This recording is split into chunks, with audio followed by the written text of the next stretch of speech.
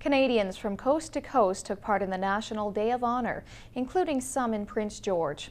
There was a small ceremony at the Cenotaph this morning and a moment of silence. It was all to pay tribute to the fallen, the sacrifices of the wounded, and the special burden borne by families.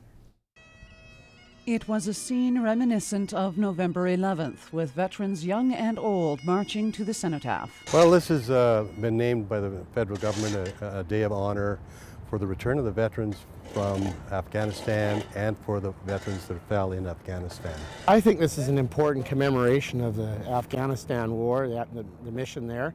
I mean, there's certainly lots of people who are concerned and interested in what happened in those years that Canadian soldiers went over to Afghanistan. I think it's important to understand that what was done over there was important and it was valuable.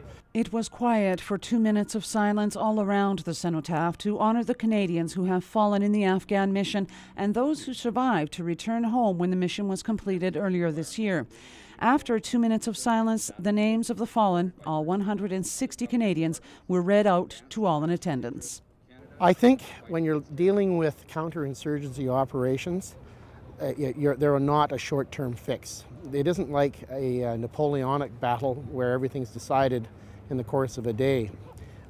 In this kind of a situation, the enemy is something that is nebulous and growing. Communities all across the country honoured the veterans, including Matthew McCulley, who died in 2007, and Darren Fitzpatrick, who was killed in 2010. For those who know conflict all too well, the ceremony is personal.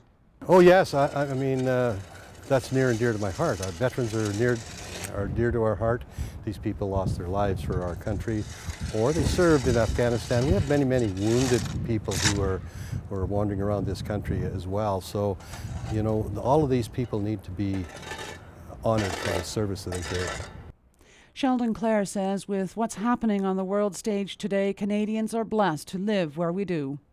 We live in a bubble in Canada, in North America, really. And it's a pretty bubble. And because of what we do elsewhere in the world, that bubble is allowed to be intact. And it's a very fragile bubble. And as one old veteran said to me, or one young veteran, frankly, he was in Bosnia, he said, "I hope our bubble never breaks." More than 40,000 Canadians served in Afghanistan over the course of a dozen years. Cheryl Jan, CKPG News.